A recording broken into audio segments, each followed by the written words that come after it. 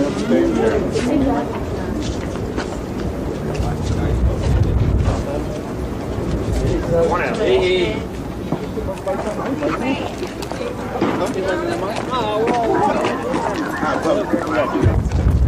everybody older than 18?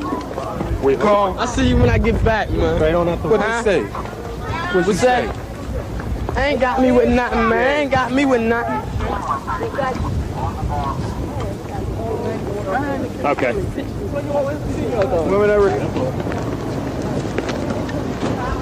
Step on up. First beat forward, is that it?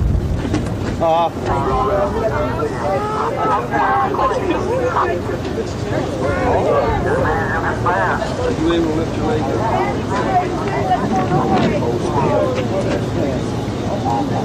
Hey, Phil, find out Sandy all right. What's here, man?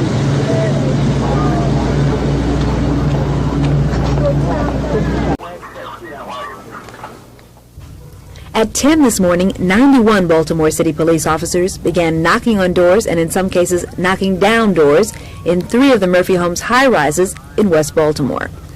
By noon, officers were still rounding up suspects. Today's raid is a result of a 2-month investigation, an investigation prompted by complaints of open drug trafficking that came from the City Housing Department and residents. The main drug that was there was cocaine and heroin, and it was like a supermarket type where everybody would bring the drugs down to the building and then go out in the courtyard and sell them. We had information that they were coming from all over the city to come down here to buy the cocaine because it was such good cocaine and it was a cheaper price for it. Police also seized an assortment of drugs and weapons. Drug seized include heroin, cocaine, marijuana, and assorted pills. Police also found drug paraphernalia. The bust netted 3 handguns, 2 rifles, and 2 sawed-off shotguns. Police estimate this drug operation took in about $2,000 a day, or $750,000 a year. Those arrested face a variety of charges, including drug possession, conspiracy to distribute drugs, and weapons violations. More arrests are expected. City police are still searching for at least a half dozen more suspects. Joyce Jefferson, News Scene 2. At his new Shake and Bake Family Fun Center, Glenn Dowdy remembers what really were the good old days. Shake and bake was a term that we used. We would tell our opponents that we were going to shake them up and then we'd bake them. And it proved to be ominous for a lot of teams and factual at that. The Colts' first sustained drive in 4 games ended with a Burt Jones pass to Glenn Dowdy. And he's in for the touchdown. At the University of Michigan, I played in front of 100,000 people every Saturday that we were at home. The 60,000 people here made it sound like 100,000 people.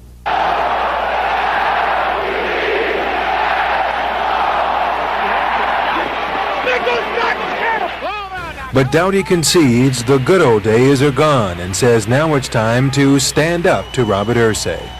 There should be a stronger stand of you're either going to use the stadium or you're not. And if you're not going to use the stadium, we got a plan B that's going to take your place. But I don't hear that, because right now I'm seeing situations where a man is keeping everybody on a yo-yo. Glenn Dowdy says the city of Baltimore has been playing defense against Bob Irsay long enough. Now it's time to play offense. Kevin Brown, News Scene 2 at Shake and Bake. Headlines like this appeared this week in many of this country's leading papers, citing the number of homeless in the U.S. at 250,000, a figure well below the 2 to 3 million number quoted by HUD as recently as last fall. In Baltimore, an angry group of people who lobby for services for the homeless in shelters like this one called a press conference. They charge HUD with playing a numbers game. They say HUD did not make it clear that these new numbers reflect the number of homeless on any given day, while previous reports cited the number of homeless in a year. HUD says that should have been clear from a footnote in its report.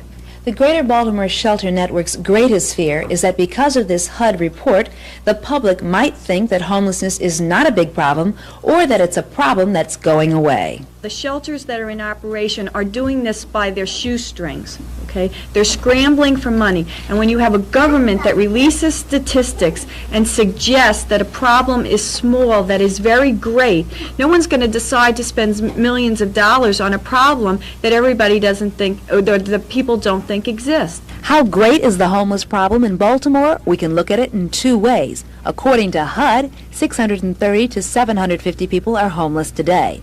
According to the Department of Social Services, last year, some 11,000 people found themselves homeless. And as the Shelter Network points out, many homeless people are never counted. We have our people that comes in to eat, to sign the roster, giving their name and address and how many in their family. And so oftentimes we look, as a person signs the name in, they leave out an address. We'll call them back and say, hey, mister, or hey, ma'am, you forgot to give your address. The response is, I don't have an address. I live on the streets or I live in the vacant houses. Joyce Jefferson, News Scene 2.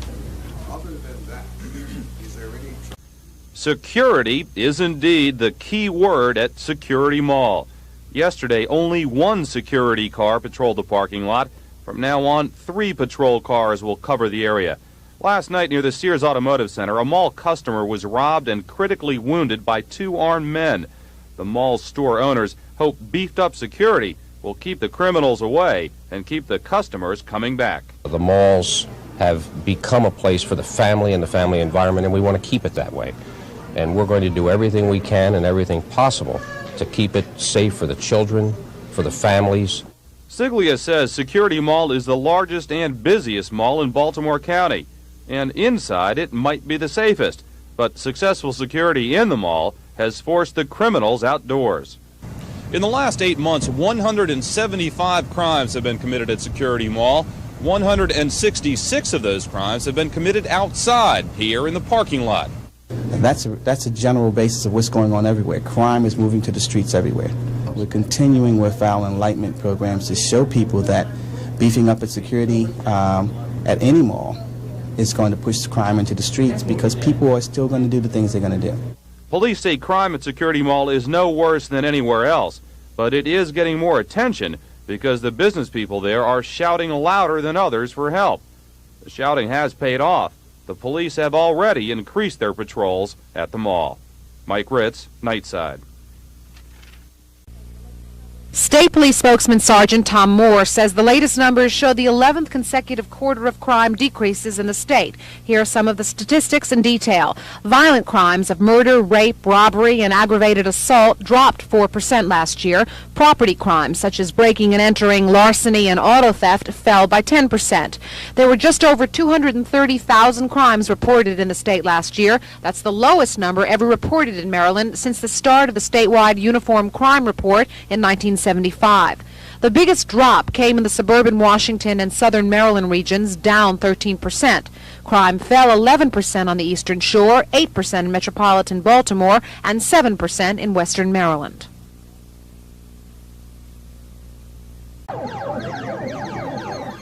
On a typical Friday, you'll see a lot of teenagers in Baltimore trying their luck at a video game and hoping it rubs off in the job search.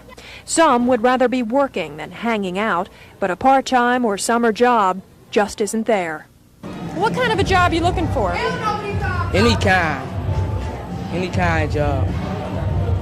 You know, every time I try, I just don't succeed. Seem like luck ain't been with me. While the city hopes to place as many youngsters as it can in its job programs, not every teen will find one, so it could be a long summer for them. Well, some that I do talk to, they do say it is kind of hard to find a job, especially because a lot of places require you to have at least 2-3 years experience. Are they giving up? Are they giving up? There's still, some are trying. Some are trying. There are jobs open, especially at fast food restaurants like this one. Turnover is high, especially during the summer. But the applications, we're told, far outnumber the openings. However, there are some success stories. Crystal Carter will be working as a secretary this summer and has this advice for those still looking. Don't act crazy. You just keep trying until you can get a job. And if you just can't find a job, just stay out of trouble.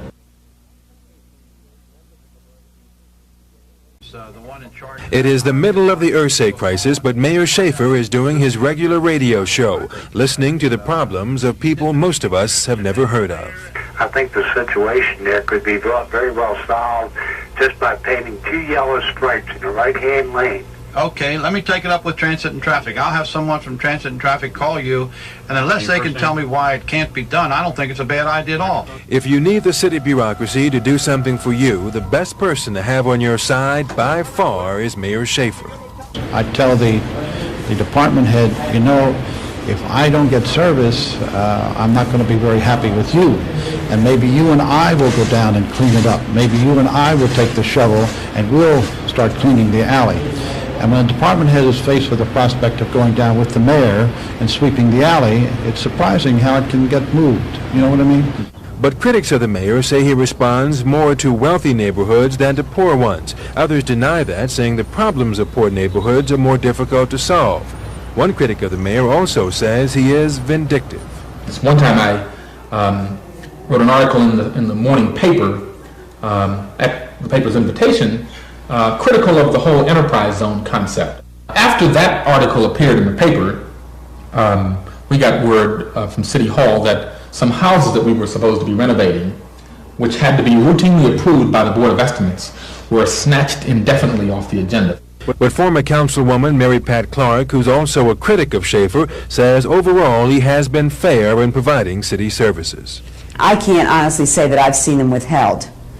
In fact, I've been party to some occasions where neighborhoods that have been very highly critical have received benefits.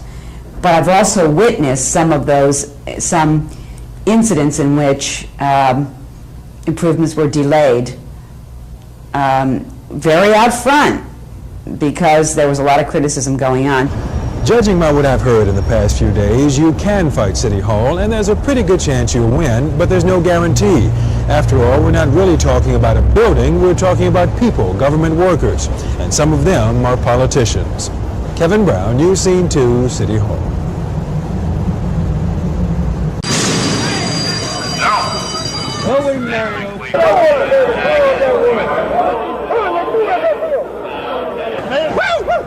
Tomorrow, race fans at Pimlico will not only be able to bet on the races here, but also on the Kentucky Derby. In effect, the Derby will be the 10th race at Pimlico, broadcast at the track on television. The reason bets on the Derby were never taken here before is that racing officials in Kentucky could never decide who would get the money. There had been a little friction down in Kentucky between the way that the revenue was going to be cut up between the Churchill Downs management and the horsemen, and they had to sanction it down there first before we could accept wagering. You're going to participate in that yourself, do you think? Oh, sure. You know, just a little added excitement, you know, a little diversification. I like it very much because even if I don't come here tomorrow, I can see it on television. I'll have a bet in.